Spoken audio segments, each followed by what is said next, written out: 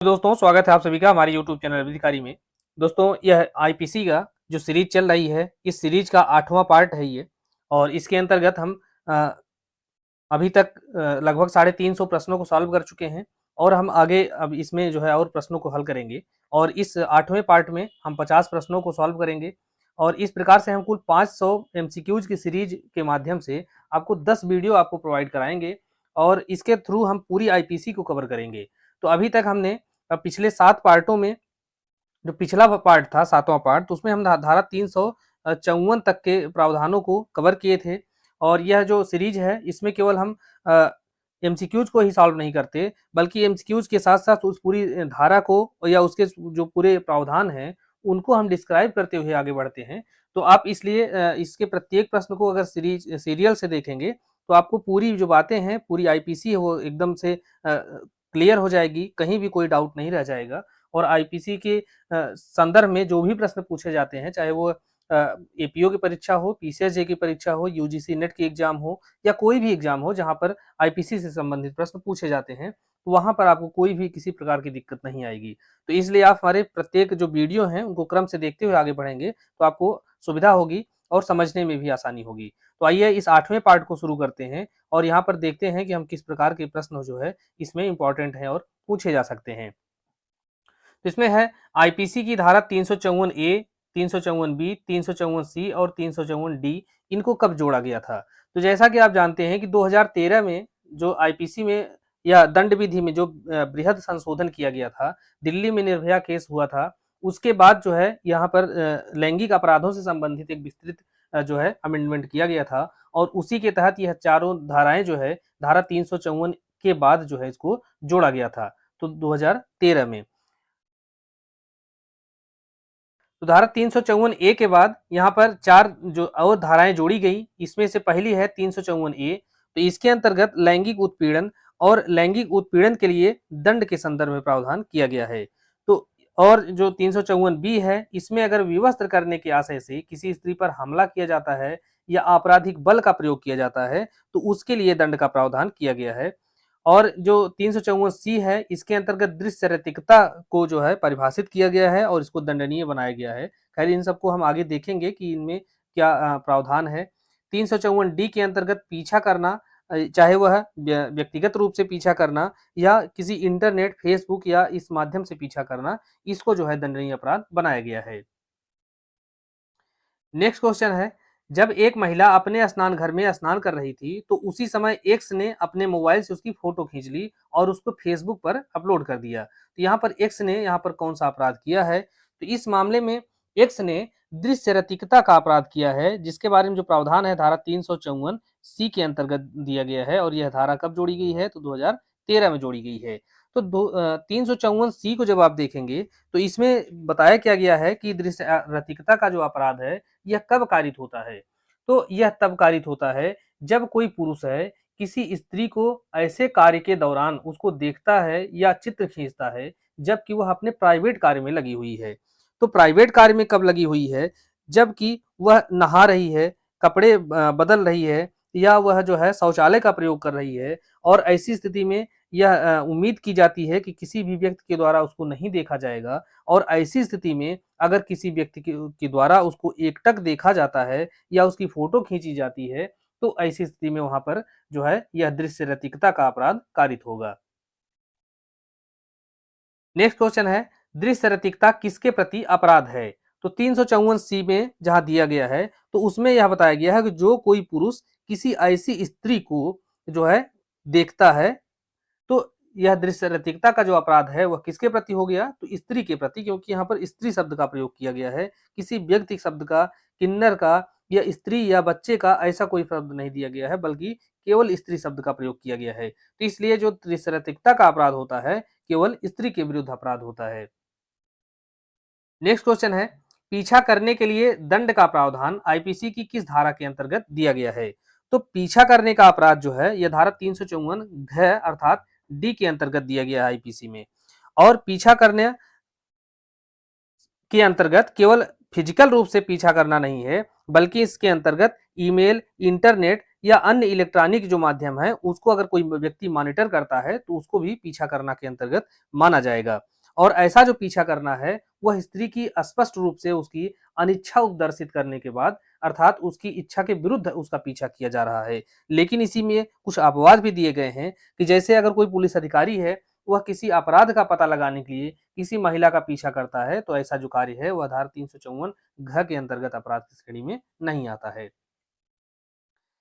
तो यहाँ पर जो 354 डी अर्थात घ में पीछा करना है उसके बारे में दो बातें इंपॉर्टेंट हैं।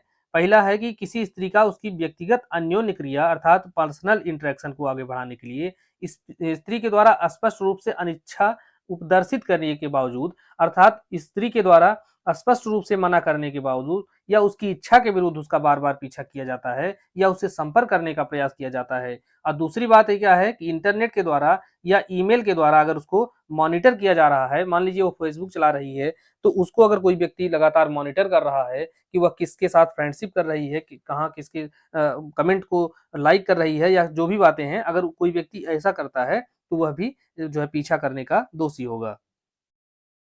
नेक्स्ट क्वेश्चन है, किसी महिला द्वारा किसी पुरुष को स्पष्ट अनिच्छा उपदर्शित करने के बावजूद भी यदि पुरुष उसका पीछा करता है तब किन परिस्थितियों में यह पीछा करना अपराध की श्रेणी में नहीं आएगा।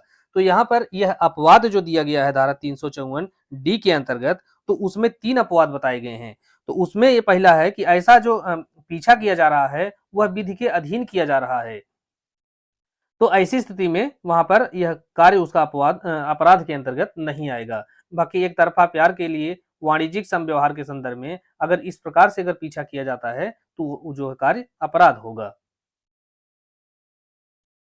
तो अपवाद जो है 3 दिए गए हैं 354 डी के अंतर्गत। तो इसमें पहला है कि कार्य अपराध के निवारण के लिए या अपराध का पता लगाने के लिए अगर पीछा किया जाता है तो ऐसी स्थिति में जो पुरुष है वह दोषी नहीं होगा, बशर्ते पुरुष को राज्य के द्वारा ऐसा उत्तरदायित्व सौंपा गया है कि तुम अपराध का निवारण करो या अपराध का पता लगाओ। दूसरी बात इसमें है कि किसी विधि के अधीन अधिरोपित किसी शर्त या अपेक्षा का पालन करने के लिए अगर ऐसा कार्य किया जाता है। तीसरा है किसी विशिष्ट परिस्थितियों में ऐसा कार्य जो है युक्तियुक्त और न्यायोचित है और उस दौरान उसका पीछा किया जा रहा है तो वह कार्य जो है अपराध नहीं होगा। तो यही 3 अपवाद जो है यह बताए गए हैं धारा 354 घ के अंतर्गत। नेक्स्ट क्वेश्चन है, अ और ब अच्छे मित्र हैं। अ ब से शादी का प्रस्ताव रखता है परंतु वह शादी से इनकार कर देती है। तो अ को यह संदेह है कि ब का किसी अन्य व्यक्ति के साथ प्रेम संबंध है। तो ब के द्वारा मोबाइल फोन व ईमेल खाते के प्रयोग किए जाने को मॉनिटर करता है। अ तो ऐसी स्थिति में अ ने कौन सा अपराध किया है? तो यहाँ पर अ ने पीछा करने का अपराध किया है, क्योंकि धारा 354 घ का जो दूसरा पैराग्राफ है उसमें यह बताया गया है कि जो कोई किसी स्त्री के द्वारा इंटरनेट, ईमेल या अन्य प्रारूप की इलेक्ट्रॉनिक सूचना का प्रयोग किए जाने को मॉनिटर कर रहा है तो ऐसी स्थिति में वो क्या करता है? पीछा करता है। यहाँ पर वह उसके फेसबुक को या मोबाइल के ईमेल को मॉनिटर कर रहा है, इसलिए उसका जो पूर्व प्रेमी है वह पीछा करने का दोषी होगा। नेक्स्ट है, संपत्ति चुराने के प्रयत्न में हमला या आपराधिक बल का प्रयोग यह आईपीसी की किस धारा के अंतर्गत दंडनीय है? तो अगर संपत्ति चुराने के प्रयास में अगर हमला किया जाता है या आपराधिक बल का प्रयोग किया जाता है तो यह जो कार्य है वह धारा 356 के अंतर्गत अपराध है।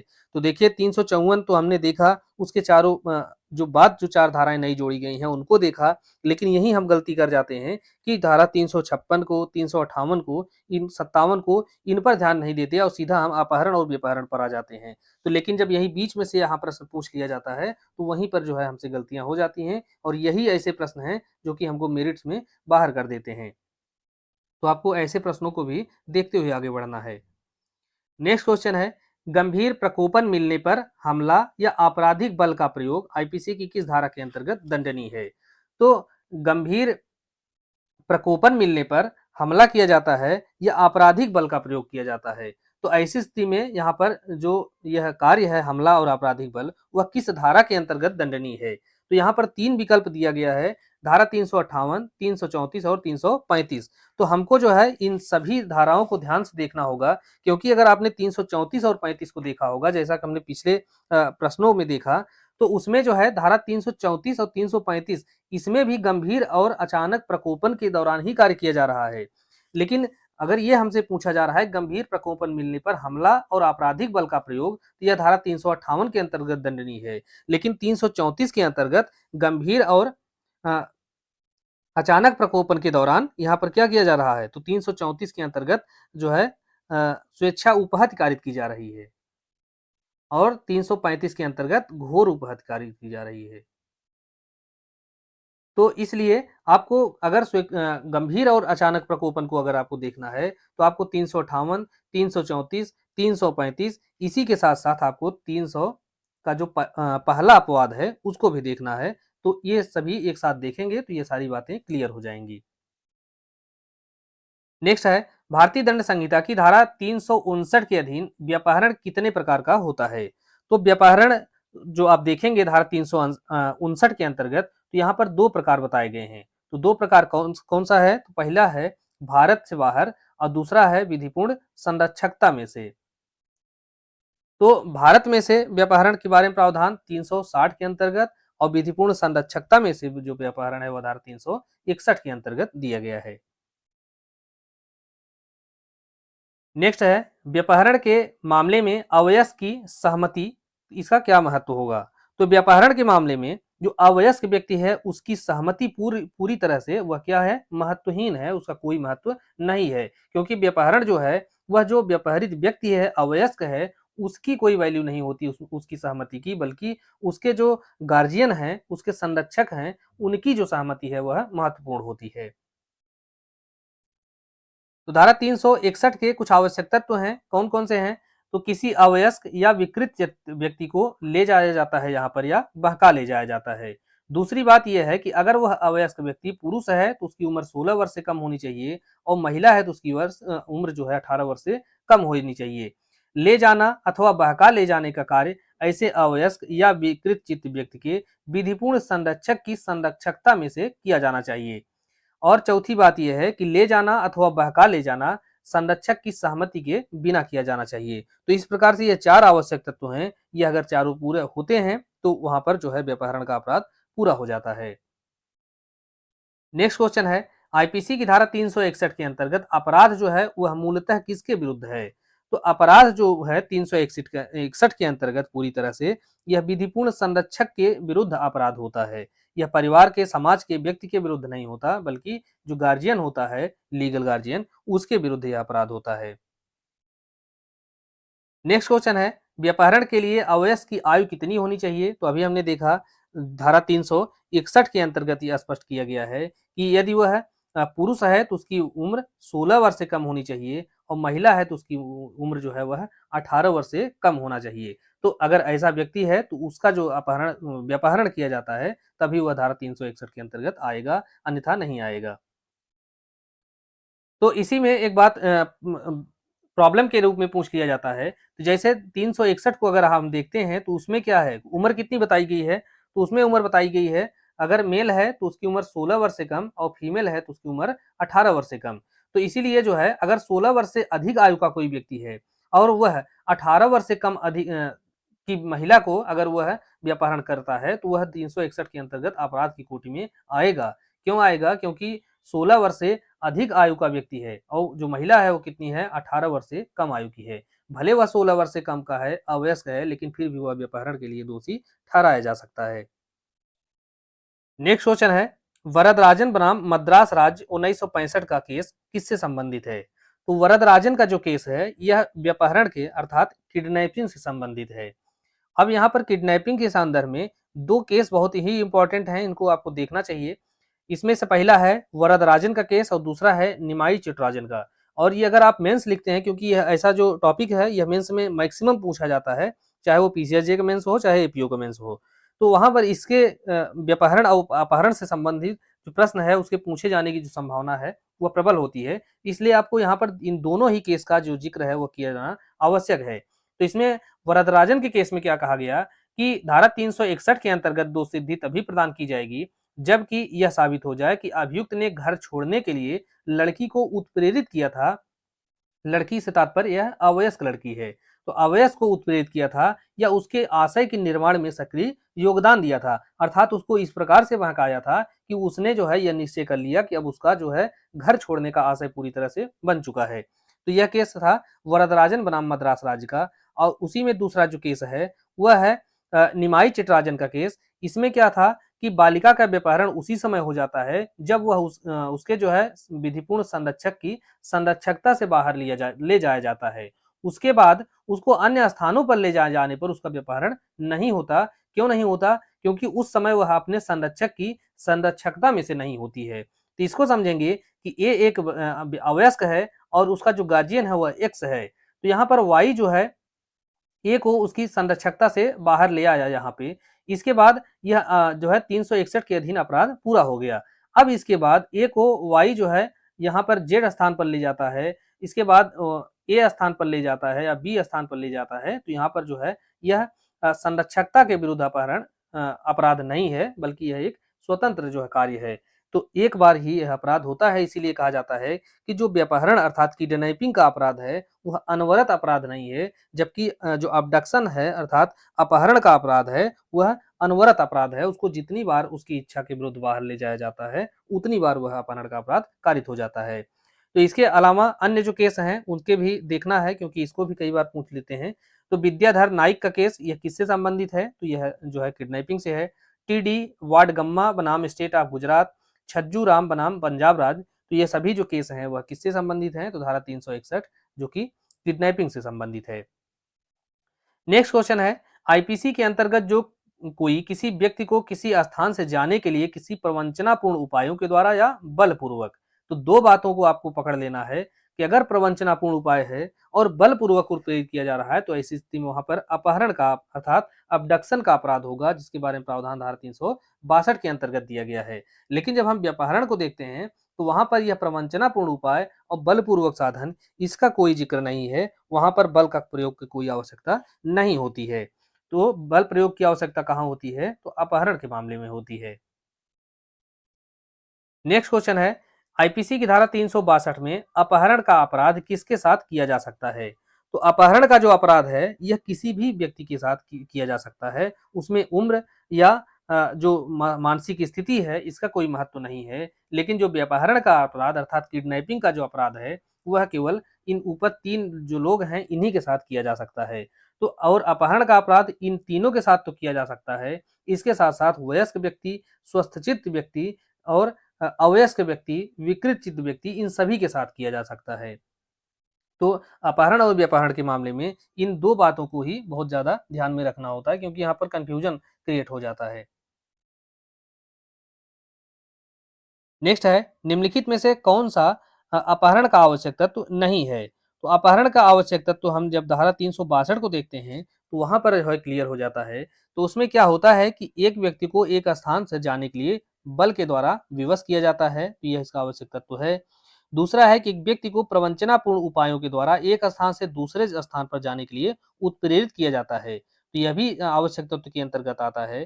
तीसरा है कि न तो बल का प्रयोग और न ही प्रवंचनापूर्ण उपाय अपहरण के लिए आवश्यक हैं। तो यहाँ पर आवश्यक तत्व नहीं है, तो यही जो है आवश्यक तत्व के अंतर्गत नहीं आता है। चौथा है कि वास्तविक बल प्रयोग आवश्यक है और केवल बल का प्रदर्शन मात्र पर्याप्त नहीं है, तो यह भी सही है। तो इस प्रकार से यहाँ पर 1, 2, 4 सही है, लेकिन जो तीसरा विकल्प है यह सही नहीं है।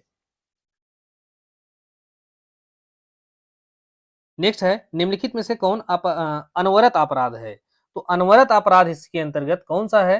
तो जो अपहरण का अपराध होता है वह अनवरत अपराध होता है। तो इसको हम समझेंगे कैसे कि एक व्यक्ति ए है, इसको बी के द्वारा एक नामक स्थान पर इसको बलपूर्वक या प्रवंचनापूर्ण उपाय के द्वारा ले जाया जाता है। अब यह एक स्थान पर पहुंच गया, यहां से इसको वाई नामक स्थान पर फिर से उसके इच्छा के विरुद्ध बलपूर्वक या प्रवंचनापूर्ण साधनों के द्वारा ले जाया जाता है। तो एक बार यहाँ ए को एक्स स्थान पर ले गया तो एक बार यह अपराध हो गया, एक्स से वाई स्थान पर ले जाया गया तो यहाँ पर दूसरा स्थान जो है अपराध हो गया। लेकिन यहाँ पर अगर एक्स से जेड या वाई से जेड नामक स्थान पर ले जाया जा रहा है फिर से, और उसकी इच्छा से ले जाया जा रहा है, बल्कि उसकी सहमति से ले जाया जा रहा है तो यहाँ पर जो है अपराध का गठन नहीं होगा। तो इसलिए इसकी इच्छा के विरुद्ध जितनी बार उसको जहाँ-जहाँ ले जाया जाएगा, उतनी बार उस अपराध का गठन हो जाएगा। इसीलिए इसको कहा जाता है कि यह एक अनवरत अपराध है। नेक्स्ट क्वेश्चन है कि आईपीसी की किस धारा के अंतर्गत व्यापहरण के लिए दंड का प्रावधान किया गया है?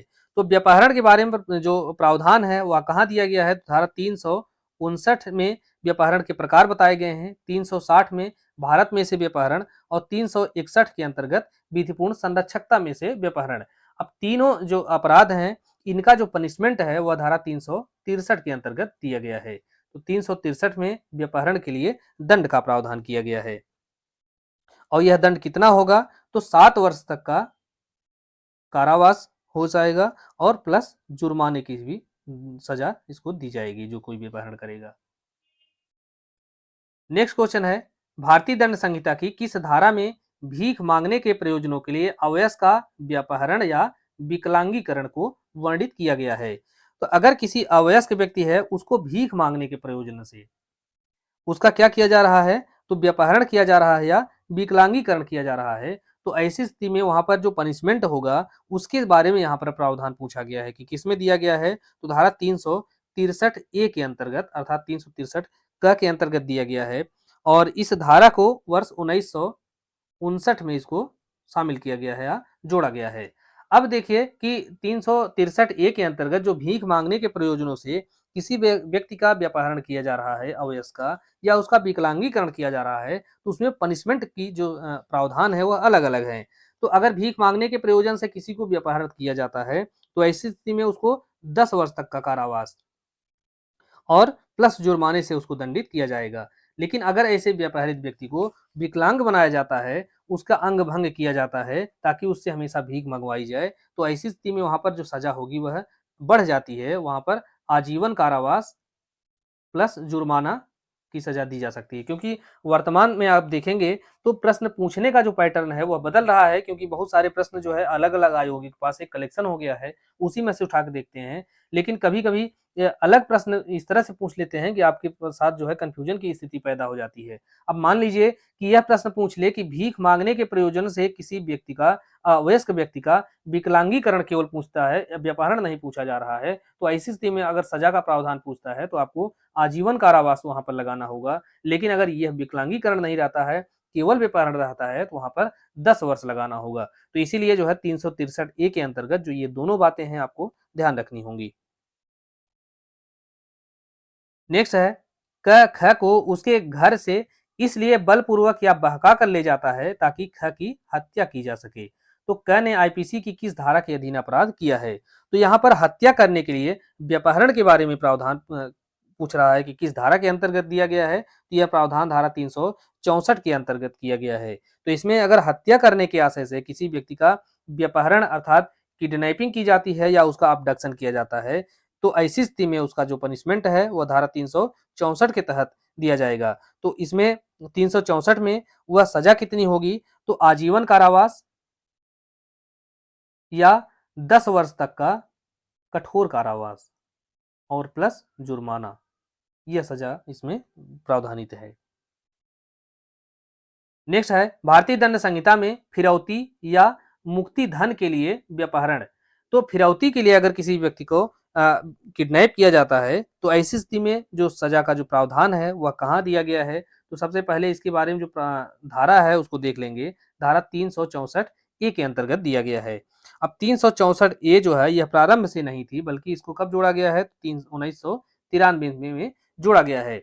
अब जो कोई व्यक्ति फिरौती के लिए किसी अवयस्क का व्यापहरण करता है, किडनैपिंग करता है या किसी वयस्क का अपहरण करता है तो ऐसी स्थिति में जो पनिशमेंट होगा वह कितना होगा?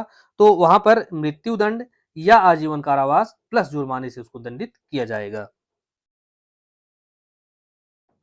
नेक्स्ट क्वेश्चन है विवाह करने को विवश करने के लिए किसी स्त्री को व्यापहरण या अपहरण करना आईपीसी की किस धारा के अंतर्गत अपराध है? तो यह अपराध है धारा 366 के अंतर्गत। इसीलिए अगर आप देखे होंगे कि अगर कोई व्यक्ति कोई लड़का है किसी लड़की को भगा ले जाता है तो वहां पर लड़की के जो परिवार वाले हैं सबसे पहले वही धारा 366 को वहां पर लगाते हैं कि हमारी लड़की को किसी ने विवाह करने के आशय से उसको किडनैप कर लिया है या अबडक्ट कर लिया है, तो वहां पर जो है धारा 366 के प्रावधान लागू होते हैं और इसमें 10 वर्ष तक का सजा है।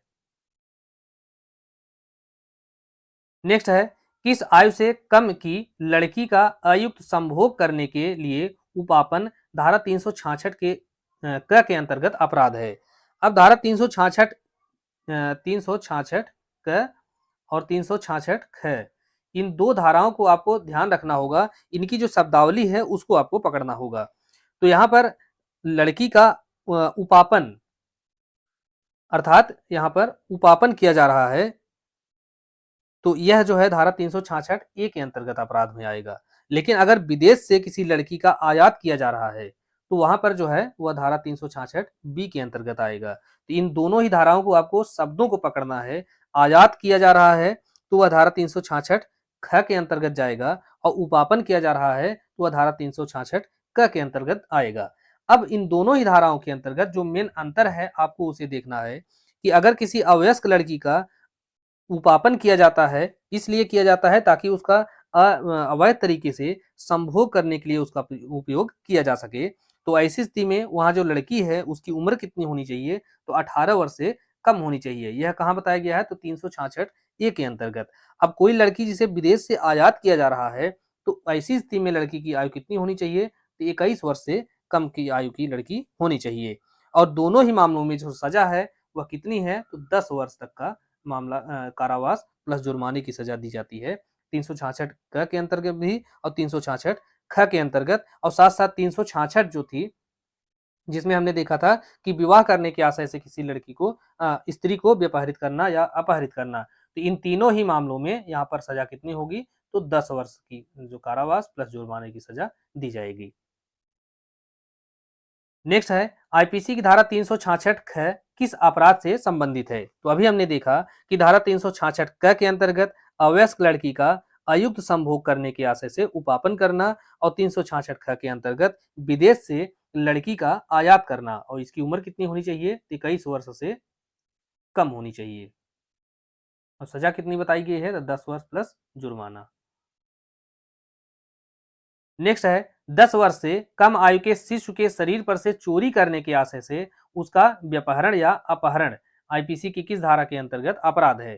तो अर्थात यहाँ पर 10 वर्ष से कम आयु का कोई शिशु है और वह कोई आभूषण धारण किए हुए है, तो कोई व्यक्ति उसका अपहरण या व्यपहरण इस आशय से कर लेता है ताकि उसके शरीर पर से उसका जो आभूषण है या कोई वस्तु है उसको चोरी की जा सके।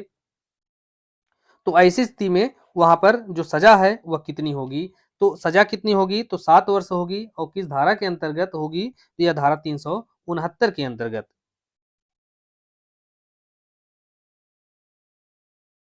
दोस्तों हमारे विधिकारी जीएस जो चैनल है इसको आप सब्सक्राइब करें, क्योंकि इसके माध्यम से हम आपको जीएस में चाहे वह पीसीएसजे का सिलेबस हो या एपीओ का सिलेबस हो, इसके संदर्भ में जो भी है उसका सिलेबस है वो हम वीडियो आपको समय समय पर प्रोवाइड कराते रहेंगे। क्योंकि आपने 2022 के पीसीएसजे के लिए देखा होगा कि हमने बहुत सारे इस तरह के जो कंटेंट आपको प्रोवाइड कराए थे वो आपके लिए उपयोगी साबित हुए। तो इसी बात को ध्यान में रखते हुए हम जीएस के लिए या आपको बेहतर कंटेंट प्रोवाइड करा सकें, इसके लिए आप हमारे इस चैनल को सब्सक्राइब कीजिए और इससे जुड़िए। आइए नेक्स्ट क्वेश्चन देखते हैं कि व्यक्तियों के दुर्व्यापार के अपराध का जो दंड है वह आईपीसी की किस धारा के अंतर्गत दिया गया है। तो व्यक्तियों का जो दुर्व्यापार है यह धारा 370 के अंतर्गत दंडनीय है। तो दुर्व्यापार है आईपीसी के अंतर्गत कौन सही सुमेलित नहीं है, तो यहाँ पर सुमेलित कौन सा नहीं है, तो पहला है कि दुर्व्यापार किए गए व्यक्ति का शोषण करना। तो दुर्व्यापार किए गए व्यक्ति का शोषण करना, ये इसके बारे में जो प्रावधान है वो धारा 370 क के अंतर्गत दिया गया है, यह सुमेलित है। और दुर्व्यापार कहाँ पर दिया गया है, तो यह धारा 370 के अंतर्गत दिया गया है। और दूसरा है कि दासों का आभ्यासिक व्यवहार करना, तो दासों का आभ्यासिक व्यवहार के बारे में प्रावधान 371 में है, यह भी सुमेलित है। और तीसरा है कि वेश्यावृत्ति आदि के प्रयोजन के लिए अवयस को बेचना, तो इसके बारे में जो प्रावधान है यह धारा 373 में नहीं है, बल्कि यह धारा 372 के अंतर्गत दिया गया है। तो वेश्यावृत्ति के लिए अवयस को बेचना यह 372 में है, और अवयस को खरीदना, इसमें क्या है, खरीदना, यह धारा 373 के अंतर्गत है। तो धारा 372 और 373 तो सबसे पहले बेचा जाता है, उसके बाद कोई खरीदता है। तो 372 पहले आता है तो इसके तहत बेचा जाता है और 373 बाद में आता है तो इसके तहत खरीदा जाता है। और विधि विरुद्ध अनिवार्य श्रम तो इसके संदर्भ में जो प्रावधान है वह धारा 374 के अंतर्गत दिया गया है। तो इस प्रकार से यहाँ पर सुमेलित करने के माध्यम से हमने 4-5 धाराओं को एक साथ आपके साथ डिस्कस कर लिया है। आगे देखते हैं। अब नेक्स्ट जो है सेक्सुअल ऑफेंस के बारे में जो प्रश्न है, यहाँ पर जो प्रश्न है वो बहुत बार जो अलग-अलग तरीके से पूछा जाता है, वह केस लॉ के माध्यम से, प्रॉब्लम बेस्ड या अन्य प्रकार से भी पूछा जा सकता है। इसलिए हमको यह जो चैप्टर है या यह जो टॉपिक है इसको ध्यान से देखना होगा। तो इसमें पहला प्रश्न देखते हैं कि किस केस में लैंगिक उत्पीड़न के समन के लिए उच्चतम न्यायालय ने महत्वपूर्ण मार्गदर्शक सिद्धांत दिया था। तो लैंगिक उत्पीड़न अर्थात सेक्सुअल हरासमेंट के संदर्भ में एक गाइडलाइन जारी की गई है विशाखा बनाम राजस्थान राज्य के केस में, और इसे जो है विशाखा गाइडलाइन के नाम से भी जाना जाता है। तो इसमें जो है सर्वोच्च न्यायालय के 3 जजों की पीठ के द्वारा जो है निर्णय दिया गया था। और जो वर्क प्लेस पर खास करके जो श्रमजीवी महिलाएं हैं उनको संरक्षण देने के लिए, उनका सेक्सुअल हरासमेंट रोकने के लिए जो है यहाँ पर गाइडलाइन जारी की गई थी। तो इसमें क्या कहा गया था कि इस मामले में श्रमजीवी महिलाओं के विरुद्ध होने वाले लैंगिक उत्पीड़न के संदर्भ में विस्तृत मार्गदर्शक सिद्धांत जो है प्रतिपादित किया गया था। अब इसी के साथ अपैरेल एक्सपोर्ट बनाम ए के चोपड़ा का जो केस है, इसमें विशाखा बनाम राजस्थान के मामले में जो भी सिद्धांत था उसी सिद्धांत को लागू कर दिया गया था। तो इसलिए आपको दोनों केस को ध्यान रखना होगा, क्योंकि सबके पता रहता है विशाखा बनाम राजस्थान राज्य का केस सेक्सुअल हरासमेंट से संबंधित है, लेकिन अगर वहीं अपैरेल का केस पूछ ले, अपैरेल एक्सपोर्ट बनाम ए के चोपड़ा का केस किससे संबंधित है, तो आपको इसको भी ध्यान रखना होगा कि यह भी सेक्सुअल हरासमेंट से ही संबंधित है। और जो गाइडलाइन विशाखा बनाम राजस्थान राज्य के मामले में जारी की गई थी उसका जो है यहाँ पर लागू किया गया था इसी केस में। नेक्स्ट क्वेश्चन है कि न्यायमूर्ति जे एस वर्मा की 23 जनवरी 2013 की रिपोर्ट में अप्रवेशन वाले यौनिक संबंध के बारे में क्या संस्तुति दी गई थी। तो जस्टिस जे एस वर्मा की कमेटी बनाई गई थी जब 2013 का जो दांडिक विधि संशोधन हुआ, तो इन्हीं की जो रिपोर्ट है इसी के आधार पर जो है संशोधन किया गया था।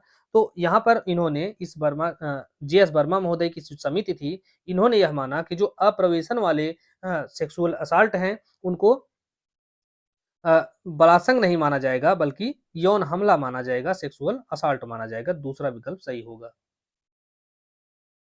नेक्स्ट है किसी भी पुरुष के द्वारा ऐसी स्त्री से जो उसकी पत्नी नहीं है और उसके साथ उसकी सहमति से संभोग किया जाता है तो यह बलात्कार होगा।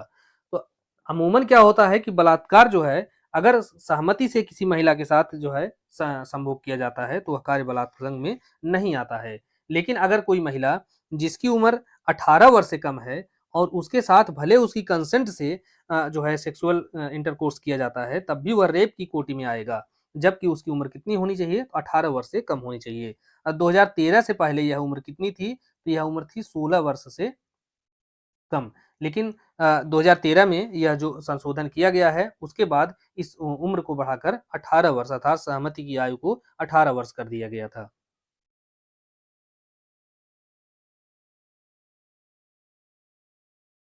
अब कोई रेप जो है, कोई मैथुन है उसको रेप कब माना जाएगा?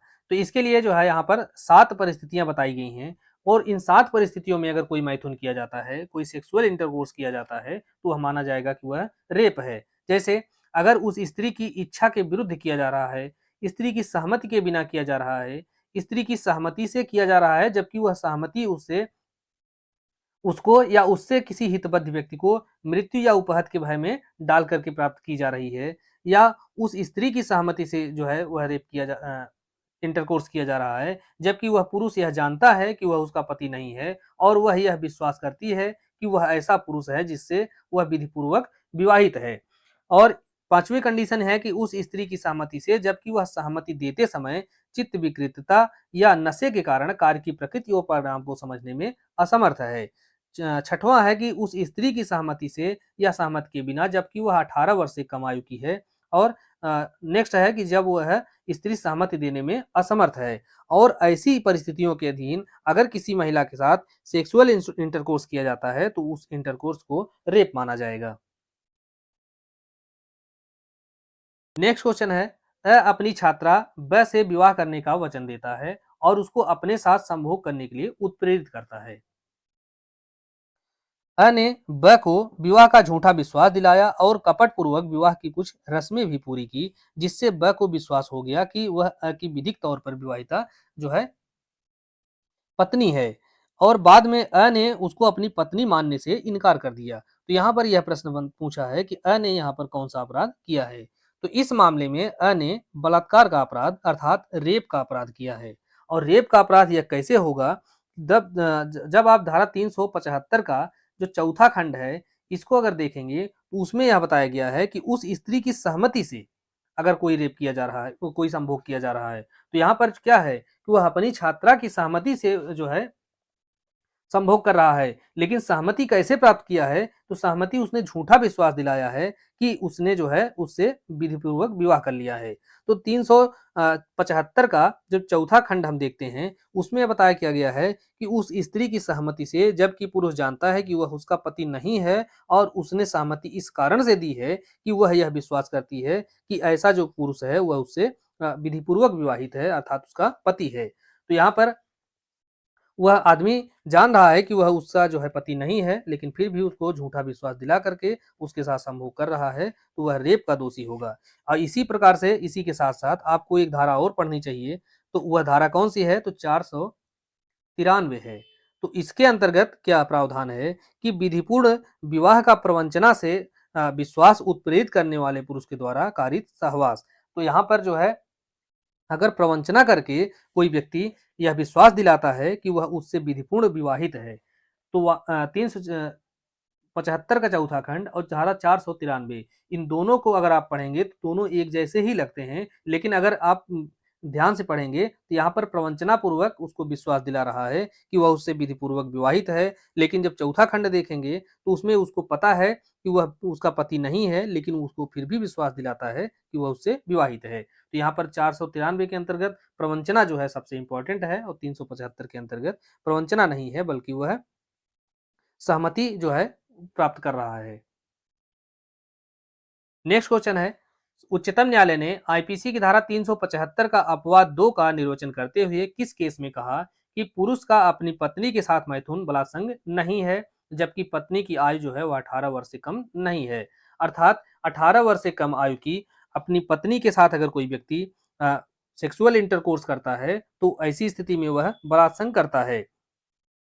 तो यह धारा 375 के अपवाद 2 के अंतर्गत नहीं दिया गया है, बल्कि यह केस है इंडिपेंडेंट थॉट बनाम भारत संघ का केस। और इसी केस में यह 2018 में यह निर्णय आया था, और इसी केस में यह सर्वोच्च न्यायालय ने कहा कि अगर कोई पुरुष अपनी पत्नी से जो है सेक्सुअल इंटरकोर्स करता है, जबकि उसकी पत्नी जो है 18 वर्ष से कम आयु की है, तो वह कार्य क्या होगा, रेप होगा। लेकिन जब आप धारा 375 का अपवाद 2 देखेंगे, उसमें यह बताया गया है कि पुरुष का अपनी स्वयं की पत्नी के साथ मैथुन करना या यौन क्रिया करना जो है बलात्संग नहीं है, जबकि उम्र कितनी है उसकी, तो 15 वर्ष यहाँ पर बताया गया है। लेकिन सुप्रीम कोर्ट का जो केस है, और केस ये है इंडिपेंडेंट थॉट बनाम भारत संघ, तो इसमें उम्र की कितनी सीमा बताई गई है, 18 वर्ष।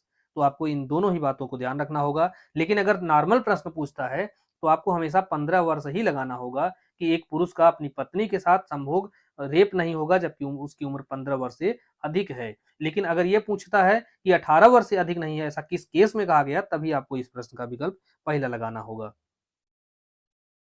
नेक्स्ट है, किस वर्ष भारतीय दंड संहिता की धारा 376 में संशोधन करके बलात्संग की जो न्यूनतम सजा है उसको 10 वर्ष का कठोर कारावास के रूप में चेंज किया गया है।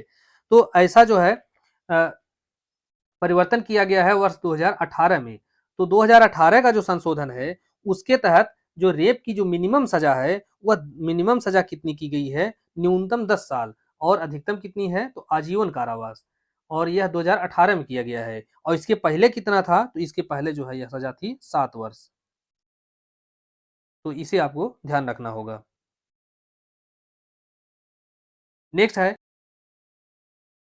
नेक्स्ट है भारतीय दंड संहिता के अंतर्गत निम्नलिखित में से कौन सही सुमेलित नहीं है। पहला है धारा 376 ग, तो इसके अंतर्गत प्राधिकार में किसी व्यक्ति के द्वारा मैथुन के बारे में प्रावधान किया गया है। अर्थात अगर कोई प्राधिकारवान व्यक्ति है और उसके संरक्षण में कोई महिला है तो ऐसी स्थिति में उसके साथ अगर वह मैथुन कर रहा है या सेक्सुअल इंटरकोर्स कर रहा है, ध्यान देने वाली बात है यहाँ पर रेप नहीं है बल्कि क्या है, सेक्सुअल इंटरकोर्स है, मैथुन है। तो इसके बारे में प्रावधान जो है धारा 376 ग के अंतर्गत दिया गया है, तो यह सुमेलित है। और इसी में हम देख लेंगे कि अगर कोई प्राधिकारवान व्यक्ति है और वह अपनी संरक्षकता में किसी महिला के साथ रेप करता है तो उसका जो कार्य है वह कहाँ दंडनीय अपराध होगा, तो वह अपराध कहाँ होगा, तो वह होगा धारा 376 दो ख के अंतर्गत। 376 दो ख के अंतर्गत अगर प्राधिकारवान व्यक्ति के द्वारा यहाँ पर रेप किया जाता है और मैथुन किया जा रहा है 376 ग के अंतर्गत। तो और दूसरा विकल्प देखते हैं, 376 डी या घ के अंतर्गत गैंग रेप के बारे में प्रावधान है, तो यह भी सुमेलित है। तीसरा है कि 376 बी या ख, तो इसमें के पति के द्वारा अपनी पत्नी के साथ पृथककरण के दौरान मैथुन के बारे में प्रावधान है, तो यह भी सही सुमेलित है। चौथा है कि 376 अंग या 376 ई, तो इसके अंतर्गत 16 वर्ष से कम आयु की स्त्री के साथ गैंग रेप के बारे में प्रावधान नहीं किया गया है, बल्कि पुनरावृत्त अपराधियों के लिए दंड का प्रावधान यहाँ पर किया गया है। और 16 वर्ष से कम आयु की स्त्री के साथ गैंग रेप के बारे में जो प्रावधान है वह कहाँ दिया गया है, तो धारा 376 डी ए के अंतर्गत। और 12 वर्ष से कम आयु की स्त्री के साथ गैंग रेप के बारे में प्रावधान कहाँ किया गया है, तो 376 डी बी के अंतर्गत दिया गया है। नेक्स्ट क्वेश्चन है, एक 15 वर्ष की अवयस्क लड़की अपने पिता का घर छोड़कर और 10,000 रुपए साथ में लेकर जय के साथ चली गई, जो उसे विभिन्न स्थानों पर ले गया। सारा यात्रा व्यय तथा होटलों पर जो खर्चा हुए उसी के पैसे से किया गया, क्योंकि जय के पास पैसे नहीं थे। इस दौरान जय ने उसके साथ 3 बार उसकी सहमति से मैथुन किया, तो जय जो है वह आईपीसी की किस धारा के अंतर्गत दायित्वाधीन है। तो यहाँ पर लड़की की उम्र कितनी है, तो वह 15 वर्ष है। तो 15 वर्ष की लड़की है और उसकी सहमति से यहाँ पर मैथुन किया जा रहा है। तो अगर आप धारा 375 का जो खंड 6 देखेंगे, 375 छठवां खंड देखेंगे, तो उसके अंतर्गत यह स्पष्ट किया गया है कि स्त्री की सहमति से अगर कोई व्यक्ति मैथुन करता है और उस स्त्री की उम्र 18 वर्ष से कम आयु की है, तो वहां पर क्या होगा, धारा 376 के अंतर्गत रेप का अपराध होगा। तो इसलिए वह जो है रेप के या बलात्संग के अपराध के लिए दोषी होगा। नेक्स्ट क्वेश्चन है, सामूहिक बलात्संग यह भारतीय दंड संहिता की किस धारा के अंतर्गत दंडनीय है। तो सामूहिक बलात्संग के दंड के बारे में जो प्रावधान है वह धारा 376 डी के अंतर्गत या घ के अंतर्गत जोड़ा गया। तो धारा 376 ए, 376 बी, 376 सी, 376 डी और 376 ई, ये सभी जो धाराएं हैं यह कब जोड़ी गई हैं, 2013 में जोड़ी गई हैं, आपको ये ध्यान रखना है। इसके बाद 2018 में जो है दो धाराएं जोड़ी गई हैं, 376 डी ए और 376 डी बी। तो डी ए के अंतर्गत 16 वर्ष से कम आयु की लड़की के साथ महिला के साथ गैंग रेप, और डी बी के अंतर्गत 12 वर्ष के से कम आयु की स्त्री के साथ गैंग रेप के बारे में प्रावधान किया गया है और इसको दंडनीय अपराध बनाया गया है। अब हम देखते हैं कि सामूहिक बलात्संग के बारे में प्रावधान पूछा है, तो धारा 376 जो है डी के अंतर्गत या घ के अंतर्गत। अगर विकल्प में डी ए डी बी भी रहता तो आपको इन तीनों ही बातों को सही मानना पड़ता, क्योंकि यहाँ भी इन दोनों में भी गैंग रेप के बारे में प्रावधान है, बस एज का डिफरेंस अलग अलग है। डी ए के अंतर्गत 16 वर्ष से कम आयु की महिला के साथ और डी बी के अंतर्गत 12 वर्ष से कम आयु की महिला के साथ गैंग रेप। नेक्स्ट क्वेश्चन है, सुप्रीम कोर्ट ने किस निर्णय के बाद दांडिक विधि संशोधन अधिनियम 1983 पारित किया था। तो 1983 का जो दांडिक विधि संशोधन विधेयक अधिनियम था यह पारित किया गया है तुकाराम बनाम स्टेट का जो मामला है 1979 का, और इसी निर्णय के बाद जो है यह पारित किया गया था। और इसी प्रकार से अगर आपसे यह पूछ ले कि 2013 का जो दांडिक विधि संशोधन अधिनियम था यह किस केस के बाद पारित किया गया, तो यह निर्भया का जो मामला हुआ इस केस के जो निर्णय है इसके बाद जो है यह पारित किया गया था और व्यापक संशोधन किया गया है आईपीसी सीआरपीसी एविडेंस में। और जो तुकाराम का जो केस है इसे मथुरा बलात्संग मामले के नाम से भी जाना जाता है, क्योंकि कई बार यह पूछा भी गया है आईपीसी में कि मथुरा बलात्संग मामला जो है यह किस केस को इस नाम से जाना जाता है, तो तुकाराम बनाम राज्य का मामला है। जैसे डाकघर का मामला जो है वह किस नाम से जाना जाता है, सिंधु नदी का जो केस है वह किस नाम से जाना जाता है। तो उसी प्रकार से कुछ केस इस प्रकार से हैं कि उनको अलग नाम से भी जानते हैं, तो आपको उनको भी ध्यान रखना होगा। अब बलात्संग पर जो केस हैं इसको भी देख लीजिए, क्योंकि यह भी कई बार पूछ लिया गया है, तो आपको इसीलिए हमने एक स्थान पर इसको प्रोवाइड किया है। तो कुलदीप कुमार महतो बनाम बिहार राज्य, विलियम्स का मामला, साक्षी बनाम भारत संघ, तुकाराम बनाम राज्य का केस है, रफीक बनाम उत्तर प्रदेश राज्य, फगुनू भोई बनाम उड़ीसा राज्य का केस है, उत्तर प्रदेश राज्य बनाम पप्पू 2005 का केस है। इसमें क्या कहा गया कि बलात्संग के मामले में यह उपधारणा कर ली जाए कि पीड़िता पहले से लैंगिक सहवाग की अभ्यास थी या अभ्यस्त थी, तो यह कोई निर्णायक तथ्य नहीं है और इसको साक्ष्य के रूप में या किसी भी तरह से सुसंगत नहीं माना जाएगा। ओम प्रकाश बनाम उत्तर प्रदेश राज्य 2006 का मामला है। तो इसमें कहा गया कि भारतीय महिलाओं में लैंगिक अपराधों को छिपाने की प्रवृत्ति पाई जाती है, और अगर कोई महिला इस प्रकार के जो मामले लेकर के थाने पे जाती है, तो वहां पर यह उपधारणा नहीं करनी चाहिए कि वह जो महिला है किसी को फंसाने के लिए ऐसा कर रही है। तो यह जो है महत्वपूर्ण निर्णय है। ओम प्रकाश बनाम हरियाणा राज्य और मध्य प्रदेश राज्य बनाम बीएल का जो केस है, यह सब भी जो किससे संबंधित है, तो यह बलात्संग या रेप से संबंधित है। नेक्स्ट क्वेश्चन है, उच्चतम न्यायालय के द्वारा आईपीसी की धारा 377 की संवैधानिक वैधता को किस वाद में बरकरार रखा गया था? तो ध्यान देने हैं कि यहाँ पर आपको 2-3 केस हैं, उनको बिल्कुल ध्यान में रखना है 377 के संदर्भ में। हालांकि 377 अब जो है असंवैधानिक घोषित कर दिया गया है, अर्थात इसके तहत जो किया गया कार्य है वह अपराध की श्रेणी से बाहर रख दिया गया है। तो 377 की जो संवैधानिक रखा गया था, यह सुरेश कुमार कौशल बनाम नाज फाउंडेशन का केस था। इसी केस में अब आइए हम अध्याय 17 को देखते हैं। अध्याय 17 जो कि संपत्ति के विरुद्ध अपराध के बारे में प्रावधान करता है, और इसमें इसका जो विस्तार है वह धारा 378 से लेके 462 तक यह विस्तृत है। तो सबसे पहले यह अध्याय आपको ध्यान रखना होगा कि शरीर के विरुद्ध जो अपराध है वह अध्याय 16 में, और संपत्ति के विरुद्ध जो अपराध है वह अध्याय 17 के अंतर्गत, और अध्याय 17 जो है धारा 378 से लेके 462 तक जो है विस्तृत है। अब इसमें पहला प्रश्न देखते हैं कि भारतीय दंड संहिता का अध्याय 17 किन अपराधों के बारे में प्रावधान करता है? तो यह संपत्ति के विरुद्ध अपराध के बारे में प्रावधान करता है। नेक्स्ट क्वेश्चन है, चोरी का कौन सा एक आवश्यक तत्व नहीं है? तो चोरी की जो परिभाषा है वह कहाँ दी गई है? तो 378 में दी गई है। और चोरी की जो परिभाषा जब आप देखेंगे तो उसमें कुछ आवश्यक तत्व हैं, कौन कौन से हैं? तो यहाँ पर निगेटिव पूछा है, कौन आवश्यक तत्व नहीं है। तो पहला है बेईमानीपूर्ण आशय, दूसरा है कि संपत्ति को हटाना या उसका स्थानांतरण करना, तीसरा है सामान्य उद्देश्य। तो सामान्य उद्देश्य जो है यह चोरी का कोई आवश्यक तत्व नहीं है। और चौथा क्या है? चल संपत्ति। तो चल संपत्ति भी चोरी का आवश्यक तत्व होता है। अब धारा 378 देखेंगे तो इसमें चोरी के जो आवश्यक तत्व हैं वो कौन कौन से हैं? तो किसी व्यक्ति के कब्जे से उसकी सहमति के बिना कोई चल संपत्ति या जंगम संपत्ति बेईमानी से लेने का आशय रखते हुए उसको हटाया जाना। तो यह 5 बातें अगर फुलफिल होती हैं तो वहां पर चोरी का जो है अपराध पूरा हो जाएगा। इसमें से अगर कोई भी एक बात छूट जाती है तो चोरी का अपराध नहीं होगा। नेक्स्ट है, यह कि सम्मति के बिना यह के कब्जे में से एक वृक्ष लेने के आशय से यह की भूमि पर लगे हुए उस वृक्ष को काट डालता है। तो यहाँ पर उसने कौन सा अपराध किया है? तो चोरी एक ऐसी धारा है जिसकी परिभाषा तो मात्र 2 ही लाइन में दी गई है, लेकिन इससे प्रश्न बहुत ज्यादा बनते हैं। वह मेंस में भी होते हैं, प्री में भी होते हैं। प्री में इस पे आपको प्रॉब्लम बेस्ड क्वेश्चन बहुत ज्यादा बनेंगे, इसीलिए जो है आपको इसे ध्यान से पढ़ना होगा, समझना होगा, इसके प्रत्येक जो दृष्टांत दिए गए हैं उनको देखना होगा।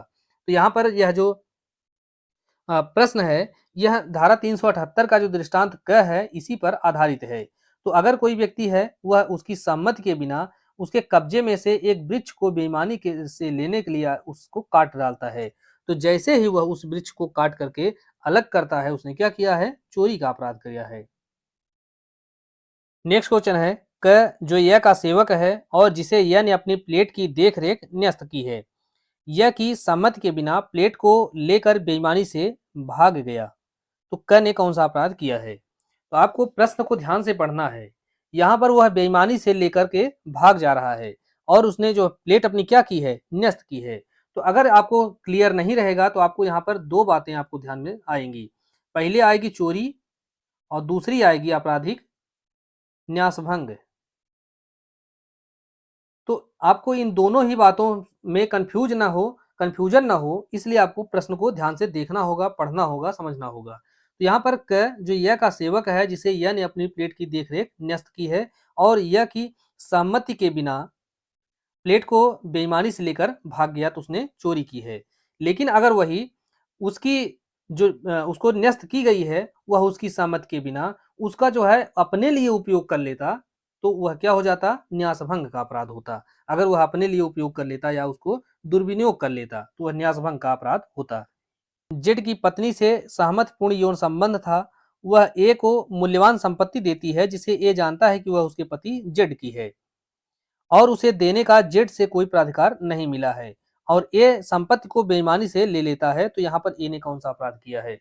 तो आप धारा 378 की जो चोरी की परिभाषा दी गई है उसमें जो 5 आवश्यक तत्व बताए गए हैं, अगर आप उस पांचों आवश्यक तत्वों को इसमें से खोजेंगे वो सभी मिल जाएंगे, इसलिए उसने चोरी का यहाँ पर अपराध किया है। अब कैसे मिल जाएंगे? तो जैसे ए है वह जेड की जो संपत्ति है उसके कब्जे से लेता है। हालांकि जो विधिपूर्ण कब्जा है वह उसी का है, भले इस समय वर्तमान में उसकी पत्नी के पास है, लेकिन जो कब्जा है वह जेड का ही माना जाएगा। तो वह उसकी जेड की कब्जे से वह संपत्ति लेता है और यह जानते हुए लेता है कि वह उसकी पत्नी का नहीं है और उसकी पत्नी के पास कोई जो है अधिकार नहीं है उसको देने का, इसलिए उसका बेईमानीपूर्ण आशय भी हो गया। संपत्ति चल है क्योंकि जो मूल्यवान संपत्ति है वह क्या है? चल संपत्ति है और वह जो संपत्ति है उसको ले लेने के लिए उसको हटाता है अर्थात लेकर चला जाता है, तो उसने वहां पर चोरी किया है। और यह जो प्रश्न है यह धारा 378 का जो दृष्टांत है, दृष्टांत वो इसी पर आधारित है।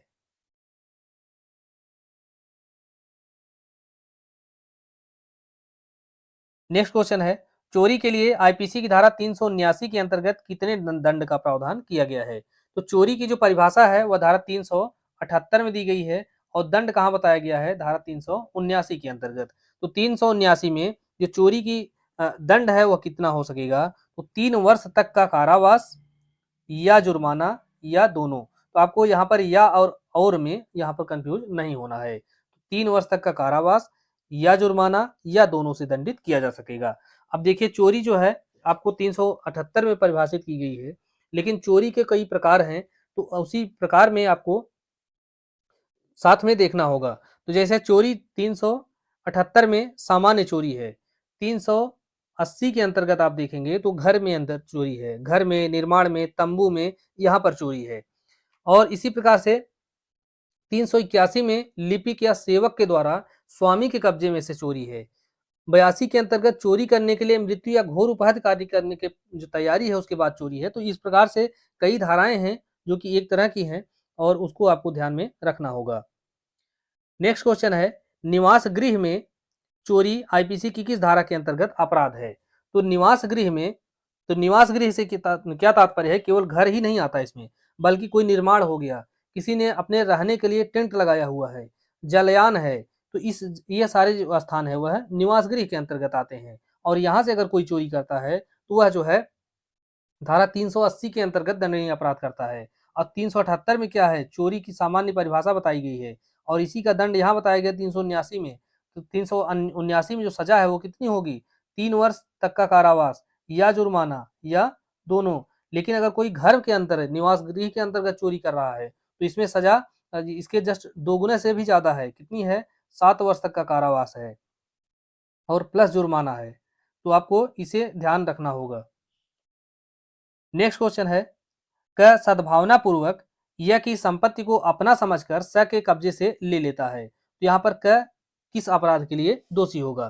तो अगर कोई व्यक्ति बेईमानी पूर्वक आशय से चोरी कर रहा है, संपत्ति हटा रहा है, तभी वह दोषी चोरी के लिए दोषी होगा। लेकिन अगर वह सद्भावना पूर्वक ऐसा कार्य कर रहा है और सद्भावना पूर्वक दूसरे की संपत्ति को अपनी समझ करके रख लेता है तो ऐसी स्थिति में वह चोरी के अपराध के लिए दोषी नहीं होगा, क्योंकि वहां पर उसका आशय जो है वह अब बेईमानीपूर्ण नहीं था। और यह जो प्रश्न है वह धारा 378 का जो अंतिम दृष्टांत है, दृष्टांत पी, इसी पर आधारित है।